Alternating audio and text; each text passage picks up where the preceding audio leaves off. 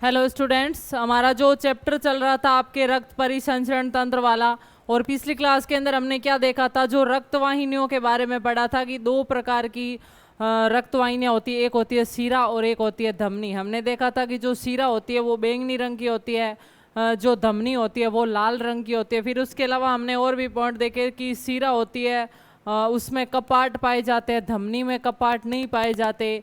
सीरा होती है वो शरीर की सतह के ऊपरी भाग में पाई जाती है, जबकि धमनी है वो गहराई में पाई जाती है। सीरा हमेशा रक्त को हृदय के अंदर लाती है, जबकि धमनी रक्त को हमेशा हृदय से दूर लेकर जाती है।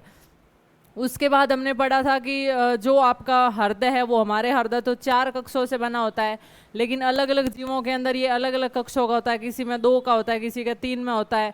जिसमें 2 कक्षों का हृदय होता है उसको बोलते हैं द्विवेशमी हृदय, 3 कक्षों का हृदय उसे त्रिवेशमी हृदय, और 4 कक्षों से बना होता है उसको चतुर्वेशमी हृदय बोला जाता है। ठीक है, इस प्रकार हमने देखा 2 द्विवेशमी होता है मछली के अंदर, त्रिवेशमी होता है स्तनधारी इसके सांप प्रजाति में, मेंढक प्रजाति में, और चतुर्वेशमी होता है मगरमच्छ में, पक्षियों में और आपके स्तनधारियों में। तो देखिए मगरमच्छ मैंने आपको बताया था कि ऐसा जीव है जो ये है आपके सांप प्रजाति का, लेकिन फिर भी उसके अंदर हृदय कैसा होता है, 4 कक्षों से बना होता है। ठीक है, अब हम देखते हैं आज आगे हृदय की संरचना के बारे में कि हमारा हृदय है वो किस प्रकार कार्य करता है, कौन कौन से उसके भाग होते हैं, कितने हमारे हृदय में कक्ष होते हैं, कौन सा कक्ष है वो कहाँ पर स्थित रहता है। तो देखिए डायग्राम के द्वारा समझते हैं हम।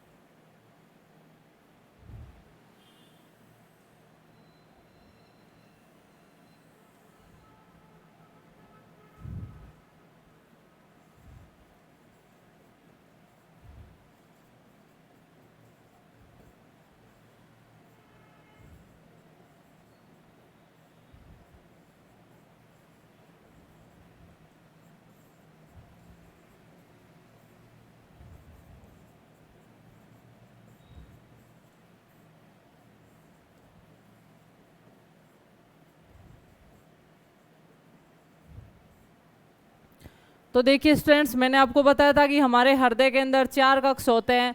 2 होते हैं आलिंद और 2 होते हैं नीलय। सॉरी,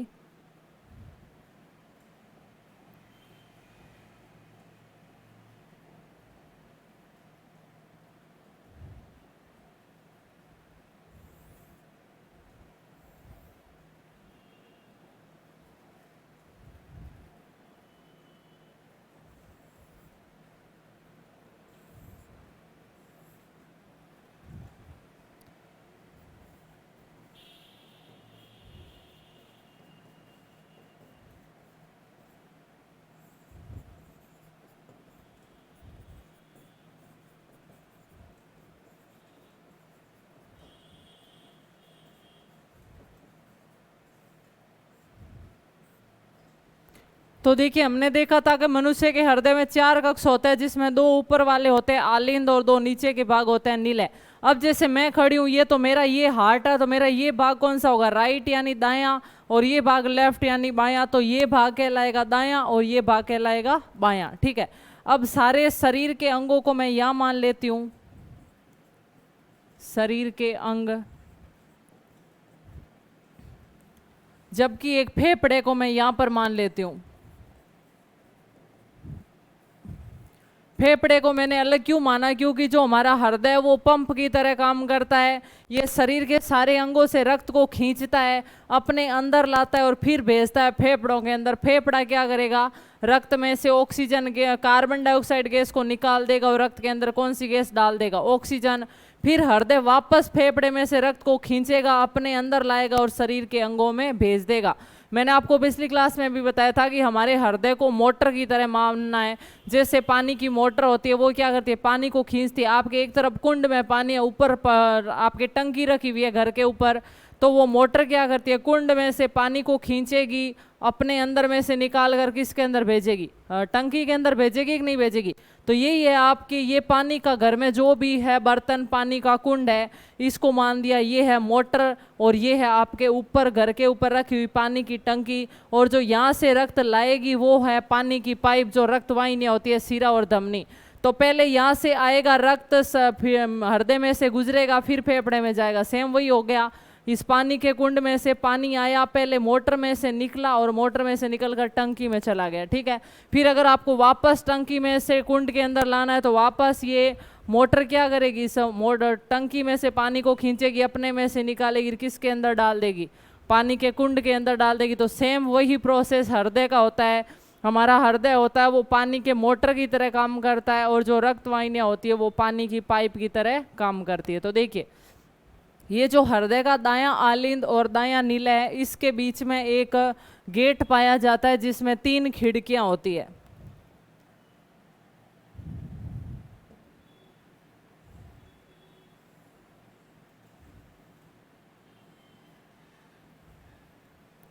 और इसको बोला जाता है त्रिवल्नी कपाट, या इसे ट्राइकस्पिड वाल्व बोलते हैं।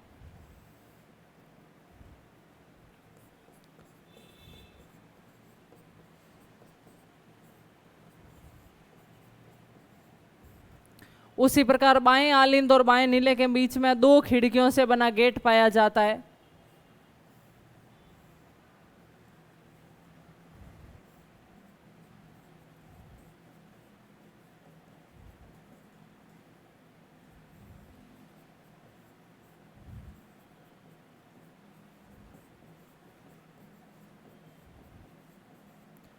तो बाएं आलिंद और बाएं नीले के मध्य पाया जाता है द्विवल्नी कपाट या मिट्रल वाल्व।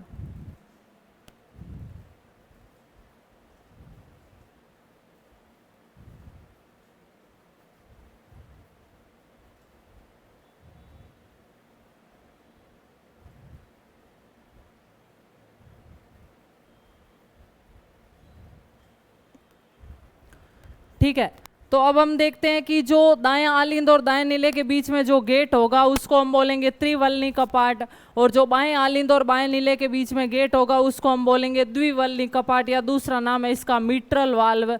दोनों नाम ध्यान रखना इंपॉर्टेंट है, कभी इसको द्विवल्नी कपाट भी नाम आ जाता है, कभी मिट्रल वाल्व भी आ जाता है।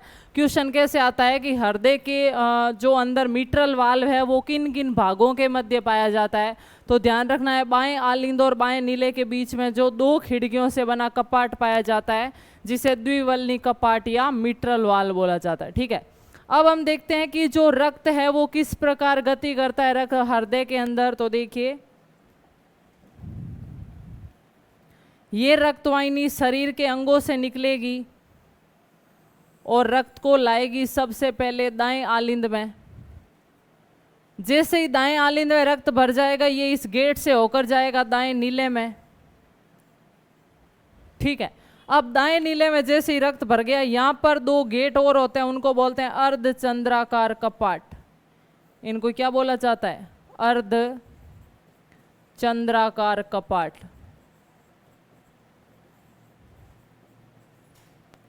अब रक्त जैसे ही दाएं नीले में भर जाएगा तो दाएं नीले से ये निकलकर कहाँ जाएगा, फेफड़ों के अंदर जाएगा, ठीक है। रक्त को पहले लाया गया हृदय के अंदर, हृदय में से गुजरकर अब इसको ले जा गया फेफड़ों के अंदर। अब फेफड़ा क्या करेगा, इस रक्त के अंदर ऑक्सीजन गैस को डाल देगा।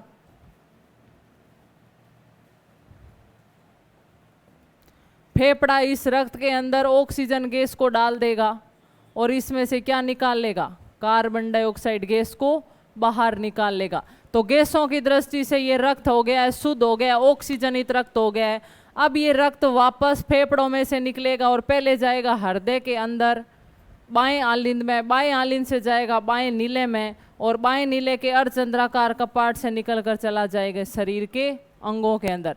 तो मैंने आपको कल बताया था कि हृदय ना तो रक्त को संग्रहित करता है ना शुद्ध करता है, ये क्या करता है, शरीर में रक्त को पंप करने का काम करता है। यानी अंगों से रक्त को खींचा और फेफड़े के अंदर भेज दिया, फेफड़े से खींचा और शरीर के अंगों तक भेज दिया। अब मैंने आपको बताया था कि जो रक्त वाहिनियाँ होती है 2 प्रकार की होती है, सीरा और धमनी, और उसमें हमने परिभाषा क्या देखी थी कि वो रक्त वाहिनी जो रक्त को हमेशा हृदय के अंदर लाती है, सीरा कहलाती है। अब हम देखते हैं कि कौन कौन सी रक्तवाहिनी रक्त को हृदय के अंदर ला रही है। तो देखिए ये वाली रक्तवाहिनी हृदय के अंदर लाई कि नहीं लाई, तो इसका हम नाम लिख देंगे सीरा।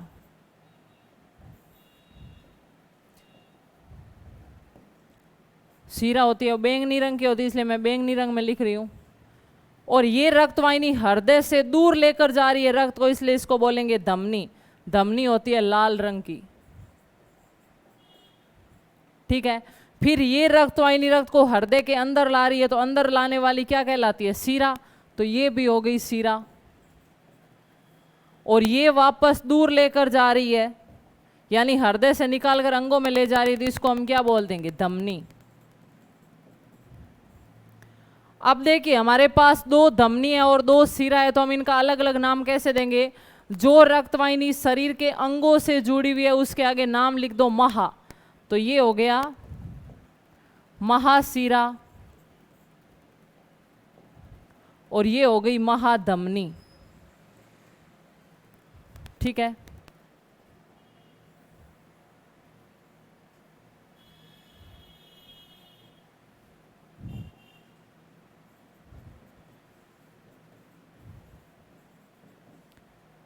तो शरीर के अंगों से जो रक्तवाहिनी जुड़ी हुई है उसके आगे महा नाम लिख दो, ये महाधमनी और ये महासीरा। और जो फेफड़ों से जुड़ी हुई है, फेफड़ों को आपको पता है संस्कृत में फुफ्फुस बोलते हैं, तो जो रक्तवाहिनी फेफड़ों से जुड़ी हुई है उसके आगे नाम लिख दो फुफ्फुसीय। तो ये हो गई फुफ्फुसीय धमनी और ये हो गई फुफ्फुसीय सीरा।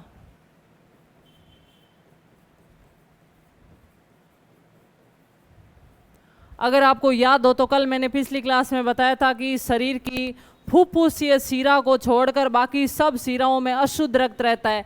तो देखिए इसमें शुद्ध है कि नहीं है? जो फेफड़ों से शुद्ध होकर कहाँ आया है? बाएं आलिंद में। और शरीर की फुफ्फुसीय धमनी को छोड़कर बाकी सब धमनियों में शुद्ध रहता है, तो इसमें अशुद्ध कहाँ से आया? ये शरीर के अंगों से अशुद्ध आया और फिर फेफड़े में शुद्ध और फिर फुफ्फुसीय सीरा के द्वारा हृदय में लाया गया। तो ध्यान रखना, यहीं से ये पॉइंट क्लियर होता है आपके कि फुफ्फुसीय धमनी को छोड़कर बाकी शरीर की सब धमनियों में शुद्ध रक्त रहता है, तथा फुफ्फुसीय सीरा को छोड़कर बाकी शरीर की सब सीराओं में अशुद्ध रक्त रहता है, ठीक है। ये जो आपका हृदय है इसको कंट्रोल करने के लिए दो नोडल ऊतक पाए जाते हैं। एक का नाम है एसए नोड, सीरा आलिंद पर्व, और एक होता है एवी नोड। अब ये कहाँ कहाँ पर उपस्थित रहता है? तो देखिए ये है आपका एसए नोड, या इसको सीरा आलिंद पर्व भी बोलते हैं। ये कहाँ पाया जाता है? ये पाया जाता है दाएं आलिंद के दाहिनी तरफ ऊपरी सीरे में। क्या पाया जाता है? ऐसे नोड। ये आलिंदों का संकुचन करवाता है, और आलिंदों के बाद नीलियों का संकुचन करवाने के लिए यहाँ पर पाया जाता है एवी नोड।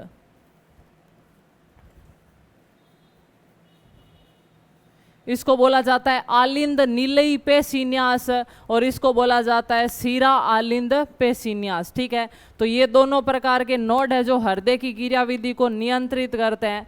तो इस हृदय के डायग्राम को आप नोट कीजिए, फिर हम वापस समझते हैं और इसके जो जो पॉइंट है वो मैं लिखवाती हूँ आपको।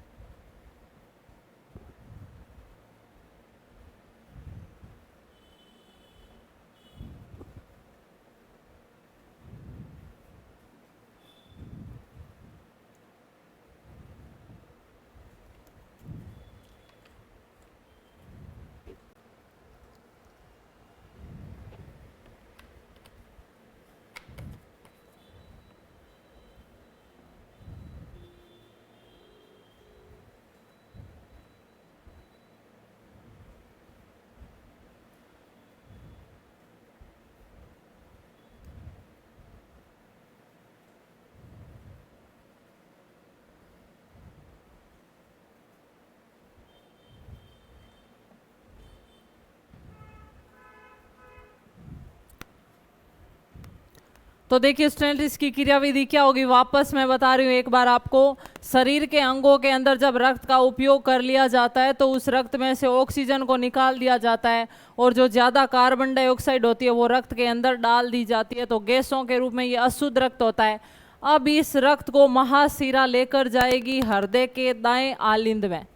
जैसे ही दाएं आलिंद रक्त से भर जाएगा, ये गेट है वो खुला रहेगा, तो इस गेट से रक्त है वो दाएं नीले में चला जाएगा। अब जैसे ही रक्त नीले के अंदर आया, ये गेट है वो बंद हो जाएगा, क्योंकि अगर बंद नहीं हुआ ना तो ये नीले से आगे अर्धचंद्राकार कपाट में जाने के लिए यहाँ पर नीलियों में संकुचन होगा, और अगर यहाँ पे ये गेट बंद नहीं हुआ तो संकुचित जैसे ही नीले होंगे ये रक्त वापस आलिंदों के अंदर चला जाएगा।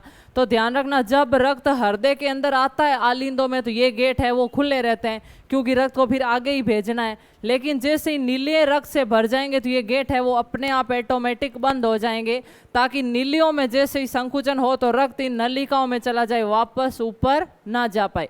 अब जैसे ही दाएं आलिंद से रक्त नीले में आया, नीले भर गया, ये गेट हो गया बंद, नीले में संकुचन हुआ तो इससे निकलकर रक्त कहाँ चला गया? फेफड़ों के अंदर। फेफड़े ने क्या कर दिया? रक्त में से कार्बन डाइऑक्साइड को निकाल दिया, रक्त में ऑक्सीजन गैस को डाल दिया। अब रक्त वापस फेफड़े से निकल कर कहाँ आएगा? बाएं आलिंद के अंदर। बाएं आलिंद से आएगा बाएं नीले में। जैसे ही बाएं नीले भर जाएगा तो ये गेट है वो बंद हो जाएगा, ये गेट खुल जाएगा। वहाँ से पहले ये गेट बंद रहता है, लेकिन जैसे ही नीले में रक्त भरेगा ये गेट खुल जाएंगे, ये गेट बंद हो जाएगा, तो ये रक्त है वो बाएं नीले से निकल कर चला जाएगा शरीर के अंगों के अंदर।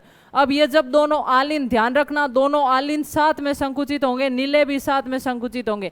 ऐसा नहीं है कि पहले ये संकुचित हो रहा है फिर ये हो रहा है फिर ये हो रहा है फिर ये हो रहा है, नहीं, दोनों आलिंद साथ में संकुचित होंगे और साथ में शिथिल रहेंगे। जब हमारा हृदय शिथिल रहता है तब उसके अंदर रक्त आ रहा होता है, और जब हृदय संकुचित होता है तो उसमें से रक्त निकल रहा होता है। अब देखिए, हृदय शिथिल पड़ा है तो इधर से रक्त आ रहा है बाएं आलिंद में, इधर से आ रहा है दाएं आलिंद के अंदर, दोनों आलिंदों में साथ में रक्त आ रहा है। फिर जैसे ही दोनों आलिंदों में रक्त आया, आगे पास हो रहा है, दोनों गेट साथ साथ में खुले हुए हैं, दाएं आलिंद और बाएं आलिंद। अब जैसे ही दोनों लीलियों में रक्त भर गया, दोनों गेट साथ में ही बंद होंगे। ये त्रिवल्ली कपाट और द्विवल्ली कपाट, जब ये गेट साथ में बंद होंगे तो एक आवाज़ निकलेगी, लब लब की एक आवाज़ निकलती है। अब जैसे ही नीले भर गए, नीलियों में, दोनों नीलियों में साथ में संकुचन हुआ, साथ में संकुचन होगा तो इस नीले से तो रक्त जाएगा फुफ्फुसीय धमनी में, और इस नीले से रक्त निकल कर जाएगा महाधमनी के अंदर। अब जैसे ही ये गेट खुले, ये रक्त यहाँ पर चला गया, जैसे ही नीले खाली होंगे ये गेट वापस हो जाएंगे बंद। अर्धचंद्राकार कपाट जैसे ही बंद होंगे आवाज निकलेगी डब। यानी जब ये गेट बंद हुए तो नाम आवाज आई लब, और ये गेट बंद हुए तो आवाज आई डब। यानी गेट खुलने के समय आवाज नहीं आती है, बंद होने के समय आवाज आती है।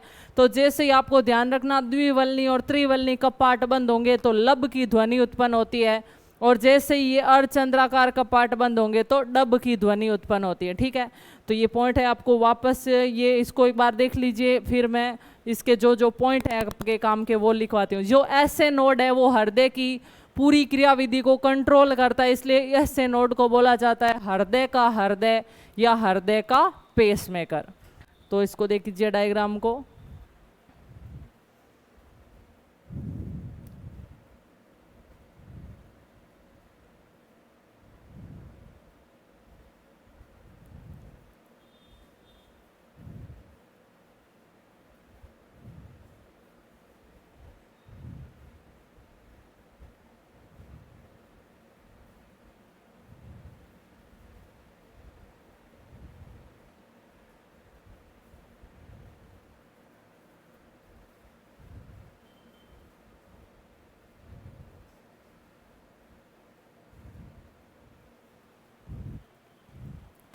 तो इसके जो जो पॉइंट है वो मैं आपको लिखवाती हूँ।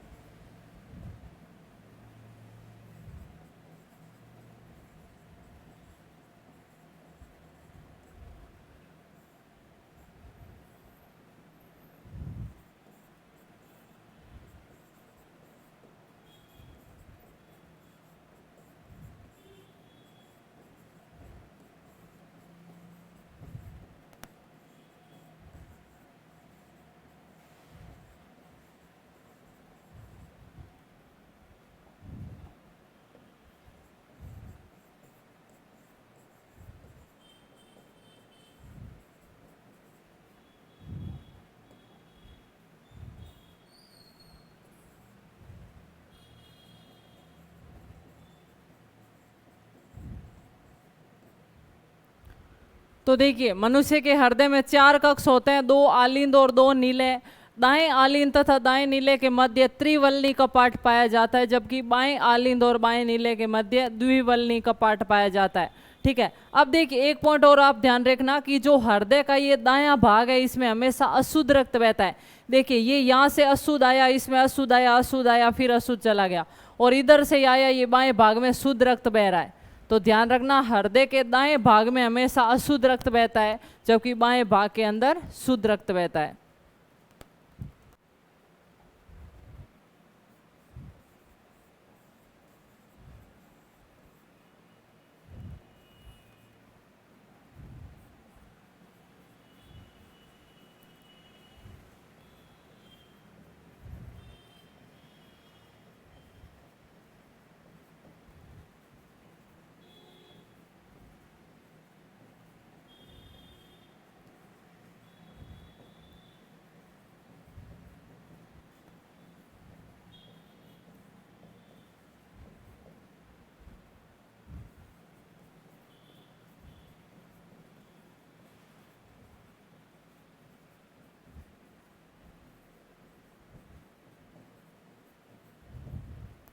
तो क्लियर हुआ पॉइंट, हृदय के दाएं भाग में अशुद्ध रक्त बहता है तथा बाएं भाग में शुद्ध रक्त बहता है। इन पॉइंट को नोट कीजिए। दूसरे और पॉइंट लिखते हैं हम।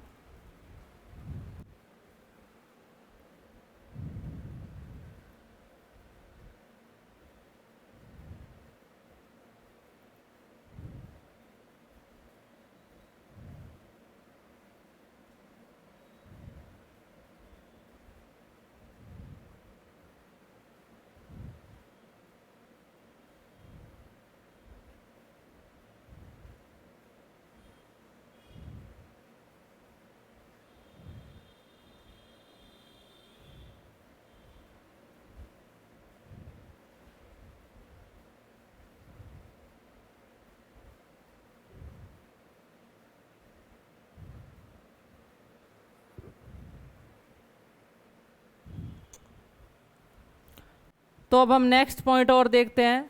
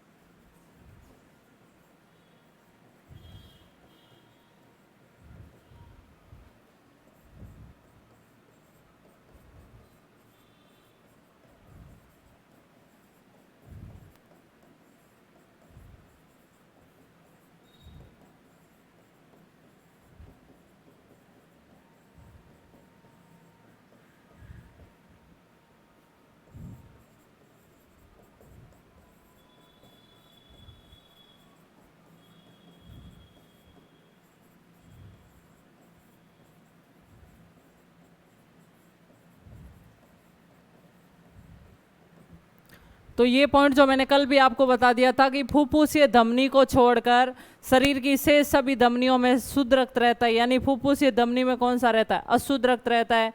देखिए ये आप वाली आपके थी फुफ्फुसीय धमनी, जो शरीर के अंगों से रक्त लेकर कहाँ जा रही है? हृदय से रक्त लेकर कहाँ जा रही है? फेफड़े के अंदर लेकर जा रही है। तो इसके अंदर रक्त कौन सा है? अशुद्ध रक्त है। और फुफ्फुसीय शिरा वो है जो देखिए फेफड़े में से शुद्ध रक्त को कहाँ ला रही है? हृदय के अंदर। तो फुफ्फुसीय शिरा को छोड़कर शरीर की से सभी शिराओं में कौन सा रक्त रहता है? अशुद्ध रक्त रहता है। अब देखिए ये जो दोनों नोड है इनको नोडल ऊतक बोला जाता है सम्मिलित रूप से, जो मिलकर हृदय की क्रियाविधि को कंट्रोल करते हैं। ऐसे नोड के द्वारा आलिंदों में संकुचन करवाया जाता है। अब जैसे ही ऐसे नोड आलिंदों में संकुचन करवा देगा तो फिर आगे ऐसे नोड काम है वो एवी नोड को सौंप देगा। एवी नोड क्या करेगा? नीलियों की भित्तियों में संकुचन करवाएगा। और एवी नोड द्वारा नीलियों में संकुचन करवाने के लिए कुछ तार निकाले जाते हैं। एवी नोड क्या करेगा? इस प्रकार के कुछ तंतु निकालेगा जो नीलियों की भित्तियों में फैले हुए रहेंगे, जिसके द्वारा ये नीलियों को कंट्रोल कर सकेगा। और इन तारों को बोला जाता है नीलई पेशीन्यास। इनको क्या बोला जाएगा? नीलई पेशीन्यास, यानी नीले की भित्ति में पाई जाने वाली वो पेशियां जिनके द्वारा एवी नोड है वो नीलियों में क्या करेगा? संकुचन करवाएगा।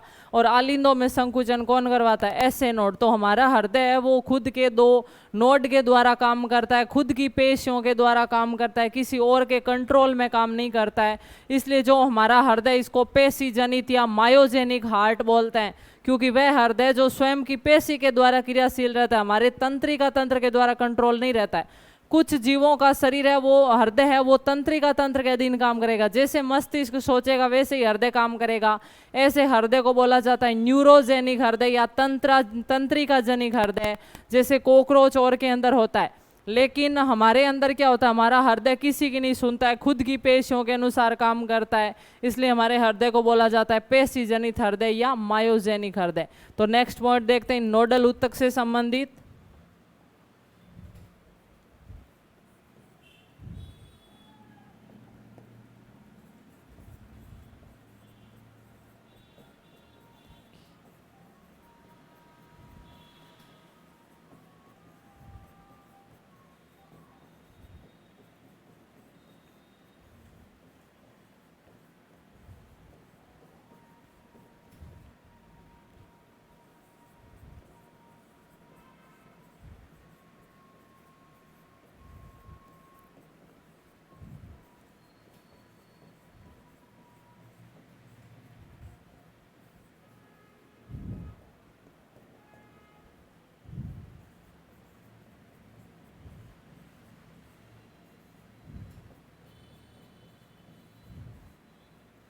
एक होता है एसए नोड जिसको सीरा आलिंद पर्व भी बोलते हैं, और एक होता है एवी नोड जिसको आलिंद नीलई नीलई आलिंद नीलई पेशिन्यास भी बोलते हैं।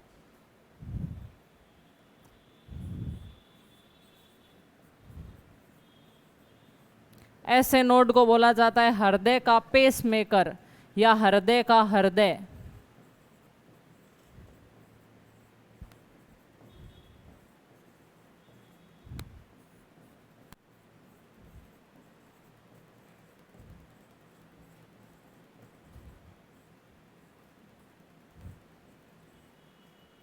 पॉइंटों को नोट कीजिए, फिर नेक्स्ट और कुछ पॉइंट देखते हैं हम।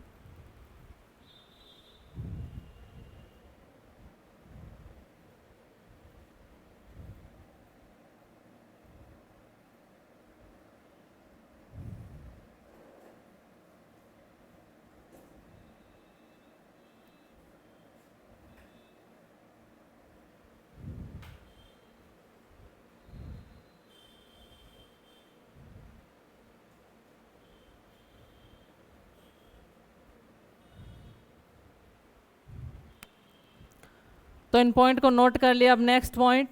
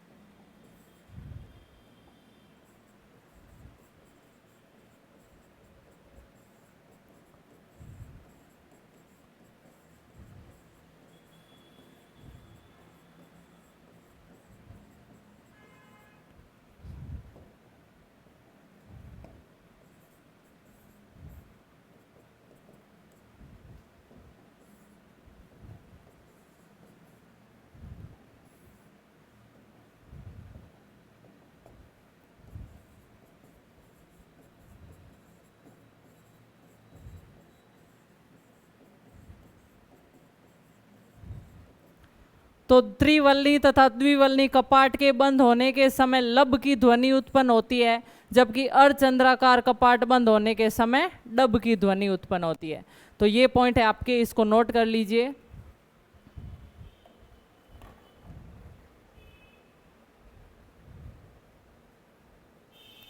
तो आगे देखते हैं नेक्स्ट हम।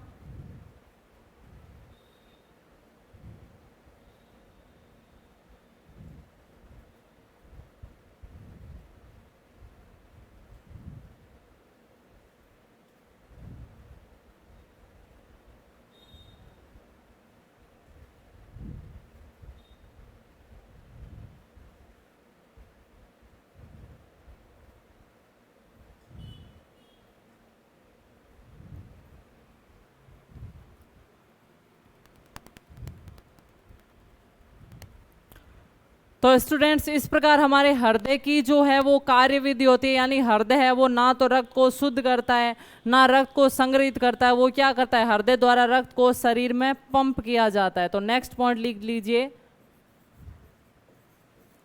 हृदय द्वारा रक्त को शरीर में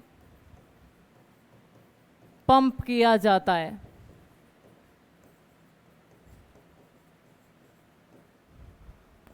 दूसरा पॉइंट, हमारा हृदय स्वयं की पेशियों के द्वारा, स्वयं की पेशियों यानी ऐसे नोड तथा एवी नोड,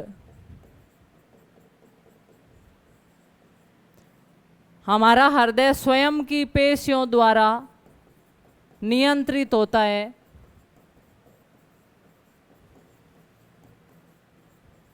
इसलिए हमारा हृदय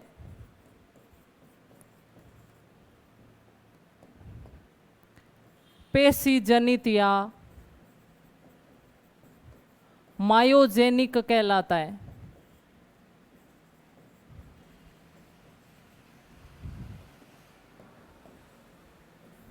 पेशी जनित या मायोजेनिक कहलाता है।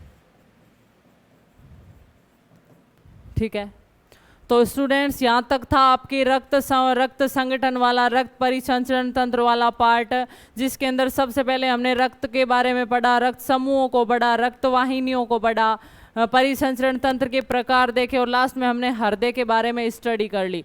तो यहाँ तक था अपना रक्त परिसंचरण तंत्र वाला टॉपिक। यहाँ आपकी क्लास है वो कंप्लीट होती है। मिलते हैं नेक्स्ट क्लास में एक नए टॉपिक के साथ। Thank you so much.